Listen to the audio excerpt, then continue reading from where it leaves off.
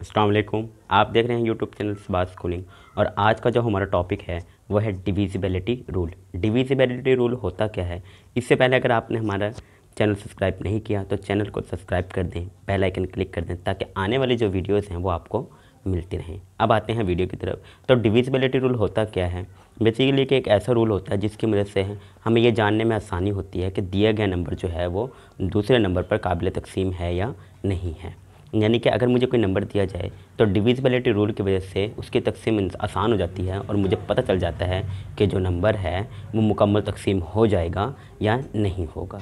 तो इस वीडियो में जो है हम 1 से लेकर 10 तक के जो नंबर्स हैं उनका डिविजिबिलिटी रूल जो है वो स्टडी करेंगे। यानी कि हम ये देखेंगे कि आया कोई नंबर 1 से लेकर 10 तक वाले डिजिट्स में अगर एग्जैक्टली डिविजिबल होगा तो उसके लिए क्या शर्त होना ज़रूरी है और क्या शर्त होना ज़रूरी नहीं है। तो सबसे पहले अगर 1 की बात करें तो 1 पे तो हर नंबर जो है वो मुकम्मल तकसीम हो जाता है, क्योंकि हम अगर किसी भी नंबर को 1 पर तकसीम करें तो हमारे पास वापस वही नंबर आ जाता है। इसलिए 1 को तो हम डिविजिबिलिटी रूल में चेक नहीं करते, ना ही रखते हैं।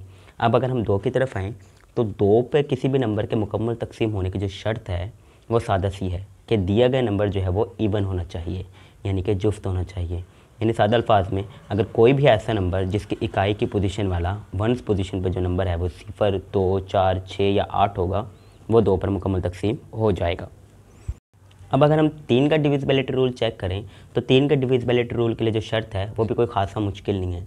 यानी इसमें हमने करना क्या है, दिए गए नंबर को ब्रेक करना है और उसके जो तमाम डिजिट्स होंगे उनको आपस में ऐड कर देना है, जमा कर देना है। अब हमने सम को देखना है, जो हमारा जवाब आएगा अगर तो वो नंबर ऐसा है जो 3 पर काबिल तकसीम है, यानी 3 का मल्टीपल है, यानी कि 3 के पहाड़े में आता है, तो दिए गई रकम जितनी मर्ज़ी बड़ी हो वो 3 पर क्या हो जाएगी, तकसीम हो जाएगी। लेकिन अगर वो नंबर ऐसा है जो 3 के पहाड़े में नहीं आता तो दिया गया नंबर भी जो है वो 3 पर तकसीम नहीं होता। यानी अगर हम 531 को देखें तो इसका जब हम डिजिट को ऐड करते हैं 5, 3 और 1 को ऐड करते हैं तो हमारे पास जो आंसर आता है वो 9 होता है। अब चूँकि 9 जो है वो 3 का टेबल में आता है, इसलिए जो है 531 जो है 9 पर मुकम्मल डिविजिबल है। इसी तरह अगर हम 6396 को देखें तो इसके जो डिजिट्स को ऐड करने के बाद सम आता है वो भी 3 का मल्टीपल है, इसलिए ये नंबर भी 3 पर काबिल तकसीम होगा।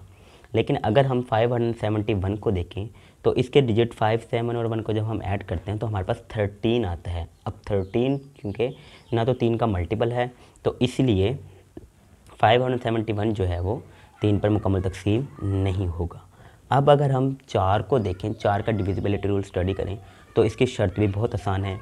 यानी कि किसी भी नंबर की इकाई और दहाई वाली पोजीशन, यानी आखिरी 2 डिजिट जो होती हैं जिसको हम 1 और 10 पोजीशन कहते हैं, उनकी शर्त ये है या तो वो दोनों 0 हों या फिर उनसे जो बनने वाला हिस्सा है वो 4 का मल्टीपल हो। यानी अगर हम 3200 को या फिर 4500 को देखें तो ये दोनों नंबर जो हैं 4 पर तकसीम हो जाएंगे, क्योंकि इनके जो आखिरी 2 डिजिट्स हैं वो 0 हैं। इसके अलावा अगर हम 7632 को स्टडी करें तो ये जो है ये भी 4 पर मुकम्मल तकसीम हो जाएगा, क्योंकि इसके 1s और 10s की पोजीशन पे जो डिजिट हैं वो जो नंबर बना रहे हैं 32 वो 4 का क्या है, मल्टीपल है। इसी तरह अगर हम 5 डिविजिबिलिटी रूल स्टडी करें तो 5 का डिविजिबिलिटी रूल भी 2 की तरह बहुत ही सिंपल है। यानी कि हर वो नंबर जिसकी 1s की पोजीशन में या तो 0 हो या 5 हो, यानी कि हर वो नंबर जिसके इकाई पर या तो 0 हो या 5 हो, वो नंबर 5 पर मुकम्मल तकसीम हो जाएगा।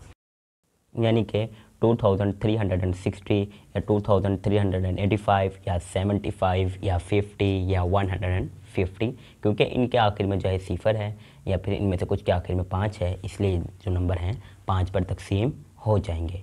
अब 6 का जो डिविजिबिलिटी रूल है वो क्या कहता है हमसे, वो ये कहता है कि किसी भी नंबर का जो इकाई वाला नंबर हिस्सा है, यानी कि 1s की पोजीशन पे जो डिजिट है वो इवन होना चाहिए और उसके हिस्सों का सम अप, यानी कि उनके डिजिट को अगर हम ऐड करें तो उसका जवाब जो है वो 3 पर तकसीम हो जाए तो ये क्या होगा, नंबर 6 पर तकसीम हो जाएगा। यानी कि अगर आप देखें तो 6 के डिविजिबिलिटी रूल में 2 और 3 दोनों के डिविजिबिलिटी रूल की जो है वो शर्त पूरी होनी चाहिए। अगर तो उनकी दोनों की शर्तें पूरी हो जाएंगी तो नंबर 6 पर मुकम्मल तकसीम हो जाएगा, और अगर नहीं होगी तो दिया गया नंबर 6 पर तकसीम नहीं होगा। यानी कि मिसाल के तौर पर अगर आप देखें 642 तो इसका जो 1s की पोजीशन वाला डिजिट है वो इवन है, और इनको जब हम ऐड करते हैं 6 + 4 + 2 तो हमारे पास 12 आता है, जो कि 3 का मल्टीपल है, यानी कि ये डिविजिबिलिटी रूल ऑफ 2 और डिविजिबिलिटी रूल ऑफ 3 दोनों की शर्त पूरी कर रहा है, इसलिए ये नंबर जो है वो 6 पर एग्जैक्टली डिविजिबल होगा। इसी तरह अगर हम दूसरा नंबर देखें 2472, तो ये भी 6 पर मुकम्मल डिवाइड हो जाएगा, क्योंकि इसका जो वंस की पोजीशन वाला डिजिट है वो 2 है, और इसके जब हम डिजिट को सम अप करते हैं तो हमारे पास जो आंसर आता है वो भी क्या है, 3 पर एग्जैक्टली डिविजिबल होता है, इसलिए ये पूरा नंबर जो है 6 पर एग्जैक्टली डिविजिबल होता है। अब अगर हम 7 का डिविजिबिलिटी रूल स्टडी करें तो उसकी शर्त क्या है, 7 पे कोई भी नंबर मुकम्मल तकसीम होगा अगर हम क्या करें, उस नंबर का जो इकाई पोजीशन है उसको हम 2 से ज़रब दें, यानी कि उसको दुगना करें, और फिर बाकी जो रिमेनिंग पार्ट है उसमें से उसको सब्ट्रैक्ट कर दें, यानी कि रिमेनिंग पार्ट में से इकाई की पोजीशन वाले का दुगना अगर हम सब्ट्रैक्ट करें तो हमारे पास या तो 7 का मल्टीपल आना चाहिए या फिर सिफर आना चाहिए। अगर ये शर्तें पूरी होंगी तो वो नंबर 7 पर तकसीम हो जाएगा, और अगर ये शर्तें पूरी नहीं होंगी तो वो नंबर 7 पर तकसीम नहीं होगा। मिसाल के तौर पर अब मेरे पास 798 है, तो ये जो है 7 पर एग्जैक्टली डिविजिबल है। वो किस तरह, जब मैं इसकी वंस की पोजीशन वाला यानी कि 8 उठाता हूँ और उसको डबल करता हूँ तो वो 16 बन जाता है, और 16 को जब मैं 79 से में से सब्ट्रैक्ट करता हूँ तो मेरे पास 63 आता है। 63 अब क्योंकि जो है 7 का मल्टीपल है, इसलिए ये नंबर 7 पर एग्जैक्टली डिविजिबल होगा। अब अगर हम 8 का डिविजिबिलिटी रूल स्टडी करें तो 8 के डिविजिबिलिटी रूल के लिए सादा सी शर्त है, वो ये है कि किसी भी दिए गए अदद के 1, 10 और 100 की पोजीशन पर जो डिजिट हों वो सिफर होने चाहिए, या उनसे बनने वाला जो नंबर है वो 8 पर मुकम्मल तकसीम होना चाहिए, यानी 8 का क्या हो, मल्टीपल हो। यानी कि अगर हम 89,000 को देखें तो ये नंबर जो है 8 पर एग्जैक्टली डिविजिबल होगा, क्योंकि इसकी 1s, 10s और 100 वाली पोजीशन जो है वो क्या है, सिफर है। इसी तरह एक और मिसाल 7,424 को अगर हम स्टडी करें तो ये नंबर भी 8 पर एग्जैक्टली डिविजिबल होगा, क्योंकि इसके जो आखिर में 1, 10 और 100 की पोजीशन वाले जो डिजिट हैं वो मिलकर जो नंबर बना रहे हैं वो 8 पर एग्जैक्टली डिविजिबल है। अगर हम 9 का डिविजिबिलिटी रूल स्टडी करें तो वो कोई ख़ासा मुश्किल नहीं है, वो बिल्कुल 3 की तरह है। अगर किसी भी नंबर को हम तोड़कर ब्रेक करें, यानी डिजिट में उसके तमाम डिजिट्स को सम अप करें और जो नंबर बने वो जो है 9 पर एग्जैक्टली डिविजिबल हो, तो दिया गया नंबर भी जो होगा वो 9 पर एग्जैक्टली डिविजिबल होगा।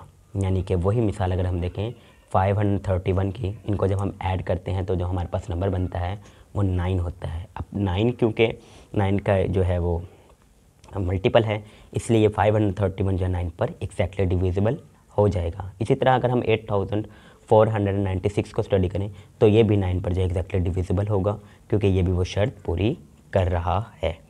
अब अगर हम आएँ 10 की तरफ तो 10 की शर्त बहुत ही आसान है, हर वो नंबर जिसके आखिर में लास्ट डिजिट जो है वो सिफर हो, यानी कि इकाई की पोजीशन वाला जो हिस्सा है वो सिफर हो, वो 10 पर एग्जैक्टली डिविजिबल हो जाएगा, फिर वो कोई भी नंबर क्यों ना हो।